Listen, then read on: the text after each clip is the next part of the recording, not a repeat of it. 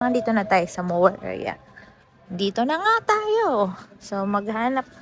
So, yung look after kong property or let's say na lang ako yung property maintenance nila. Hindi naman ganun ka malaking area yung tinatrabaho ko dun. Sobrang liit. Portion lang naman siya. So, dahil part siya ng trabaho ko, kailangan kong bumili ng mower. So, here we are. This is the expensive one. I think this is a really good quality, but I don't want that. They're too much. So expensive. 1,339. And this one is 899. They are like almost 40% laser. And this one 869. And that one is 1,298. And this one is 698. And this one is 899. And this one is 1,249. Actually, this is like electric. This one. Electric. They're not gas. Or you don't need to put fuel for this one. 899. 799. I'm looking for something like $200. 499, not too bad. 599, 399, 369. OZ2. Actually, OZ2 is pretty good one. It's not too bad. It's 329. And this is the cheaper one. Oh, look. 199. 18-volt brushless lawn mower kit. It's not too bad. 199. DeWalt 799. 965. 1,099. 1,049. 1,249. 754. 659. 599. 539. 485. 424. 264. Actually, this is the one, Cheetah. 16-inch 125cc. Actually, this is better one. It's not too bad. Yeah, it's required petrol powered. So sa atin, gas. Lalagyan pa to ng gas. So petrol powered, kahit yung mga unleaded na nasa 91, okay na to. Na ilalagay dyan. Tapos, may nakita akong 199. Dun sa unahan. Electric siya. Ayan. So, battery-powered brushes. 199. OZ2. Then brush. So, feeling ko, okay rin naman to.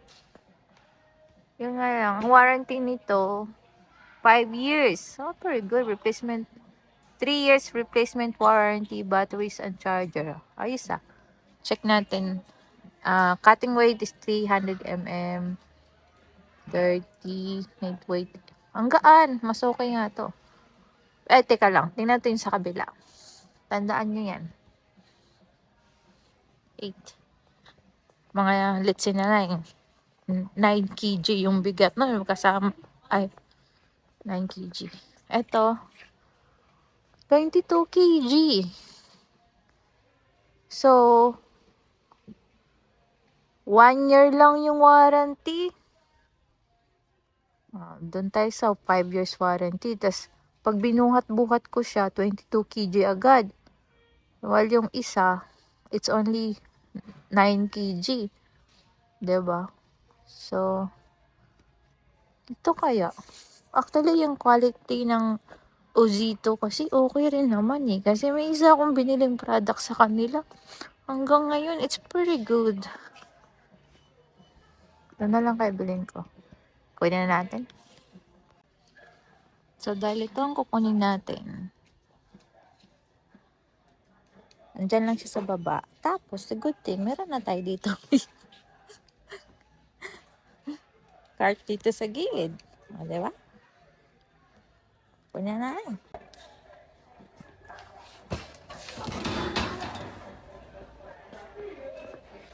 Good morning, good morning. Na isang araw bumili ako ng mower.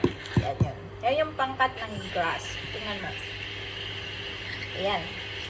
So, binili ko to kasi nga kailangan ko ng tools or gear para makat ko yung mga grass. Kasi yung dati kong mower, hindi ko na siya, wala na akong access doon. So, bumili ako ng bago. So, tapos, maliban sa mower, bumili rin ako ng gunting. Ayan.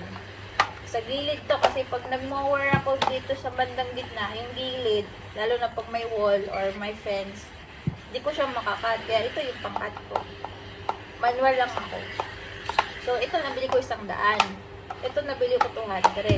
So, ngayon, mag-unboxing tayo para makita natin kung ano yung laman. Tsaka mamaya gagamitin ko to para sa isang kong trabaho. Kasi yung customer na yon every 2 weeks nagpapa-cut ng grass or nagpapa-mowing. Ang tawag kasi mower tawag ito. So, buksan na natin para ma-charge natin. Kasi, yung dati ko kasing ginagamitan ko siya ng fuel.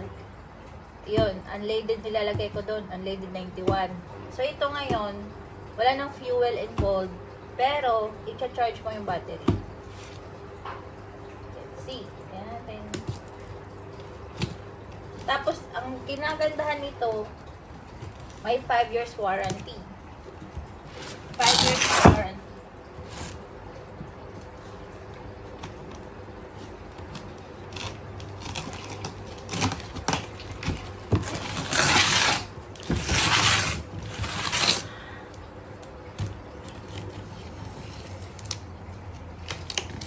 Ayan na, bubuksan na natin ito. Tayo natin na yung laman.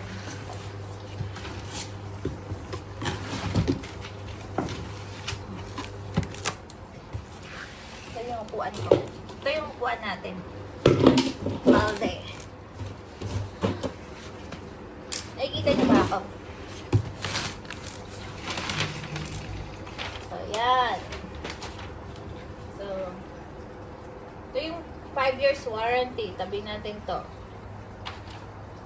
Tapos, ito yung instruction paano gamitin.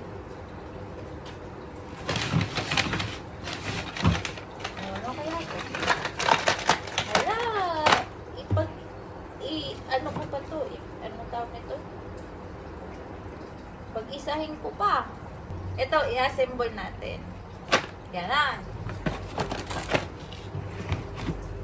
Hala, tingnan mo. Talaga mag-assemble talaga tayo nito. Ang liit ng niya, lagayan ng grass. Ang cute. Pero anyway, yung trabaho ko naman yun, maliit rin naman yun. As in, sobrang liit. Yan, ito na yung machine. Yan. Nakikita ko na siya. Ang cute niya. Para siyang toy.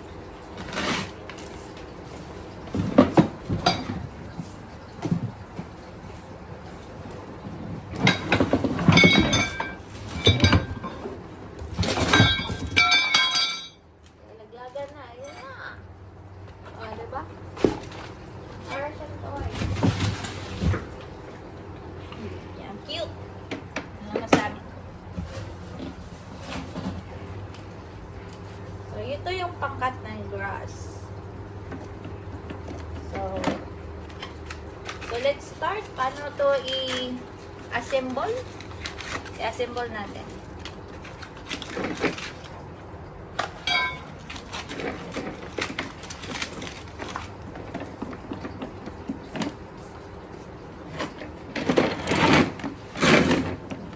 Morning, Rosie!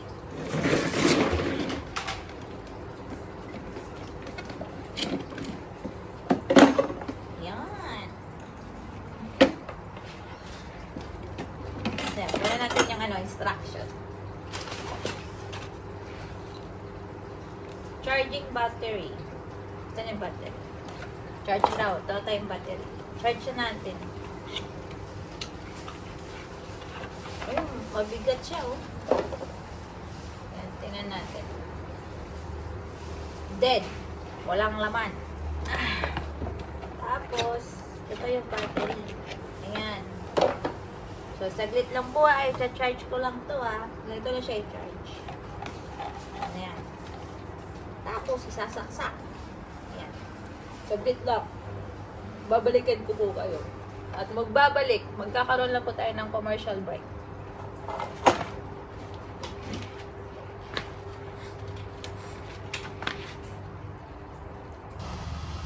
Like that.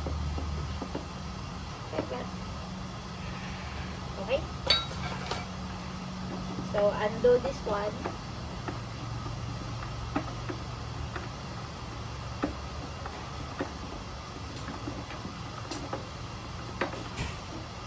Then, that one, see that? And put this over here.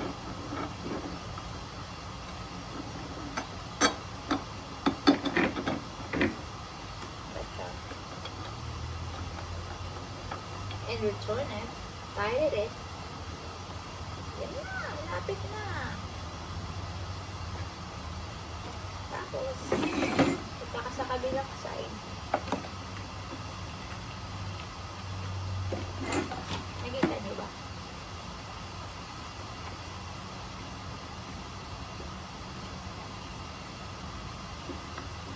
Tapos, ipasok natin ng dahan-dahan. Ayan, ipasok na natin ng dahan-dahan. Ayan. Tapos, sikipan nyo.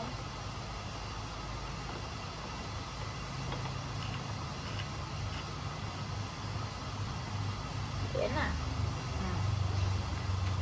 Tapos, next.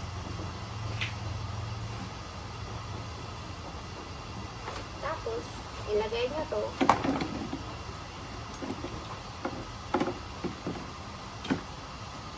Ayan. Ayan na.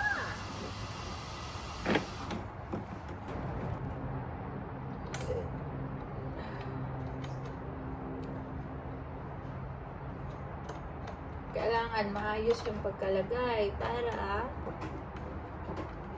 hindi masira yung tray sa loob.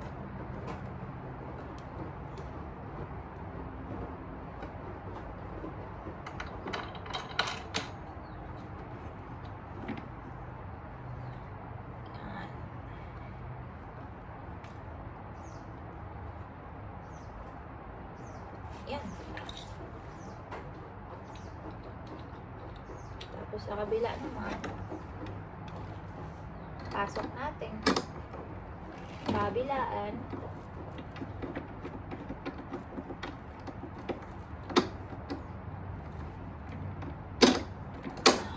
Yan.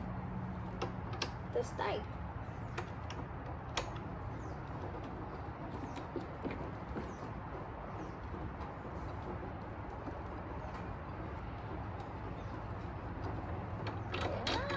Malapit na natin magawa to.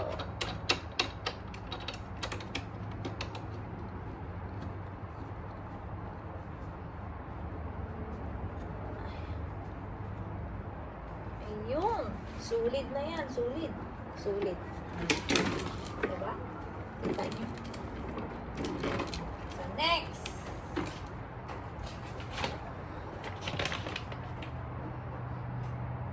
Ay, eto.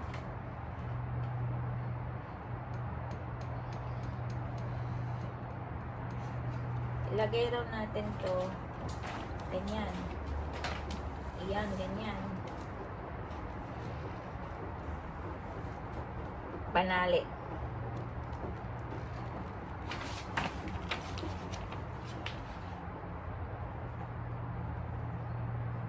Dalawa. Okay. Ayan na panali. Kasi nga, nakatiwangwang. Yan, nakatiwangwang. So, para hindi siya, hindi siya sagwa. O or hindi maayos ba. Tapos magtrabaho ka, hindi nasasabit saan. Ngayon pa lang, tali na natin. Yan. Ayan na, sulit na. Oh. Hindi na siya nakahanging. Tapos dito rin, lagyan natin.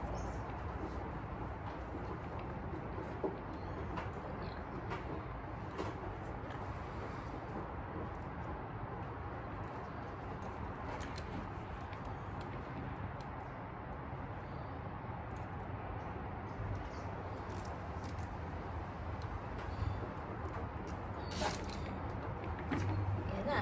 Hindi na siya nakahanging. Okay na. Next.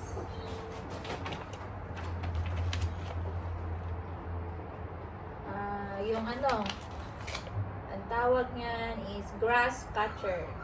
So, ang tawag nito is grass catcher, yan. So, pag nag-mowing ka, dito papasok yung mga na cut na grass. Ay, tatapon mo na. So, ito yung pang-catch.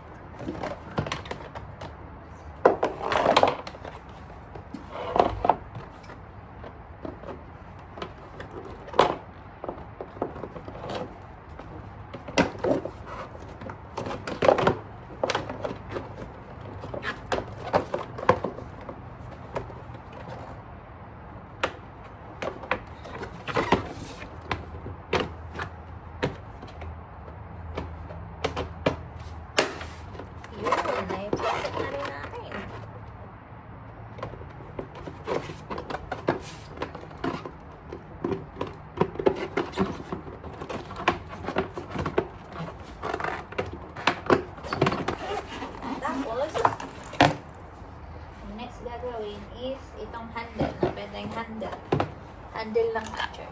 Ayan. So, pasok natin ganito. Then, ganyan. Ganyan rin. Yay! Diba? Tapos, ito yung catcher. Ito yung mower niya. Pasok natin dito. Ayan, okay na. Ayan. Ipupush mo lang. Tapos pull. Push, pull. Habang gumagana siya, eh, nakakat na yung grass. Harap yung harap. Yan, yun yung harap. Para lang siyang toy. Ang liit. At alay, ito yung pinakamura na mower na nakita ko doon. Kinuha ko siya kasi first, 5 years warranty. Second, 9 kg lang siya binubuhat. Compared dun sa dati, umabot ng 25 kg. Binubuhat ko yun. So, okay to. Tingnan natin. 5 years warranty naman. Babalik natin pag ayaw natin. Magmula na tayo sa likod mamaya, ha? Ito dito sa loob.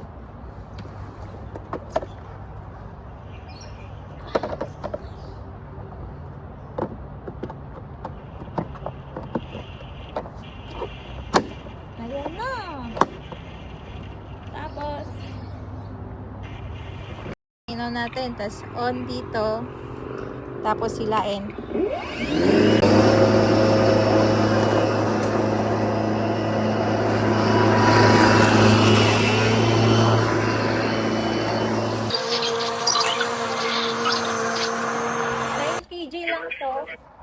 Yan yun.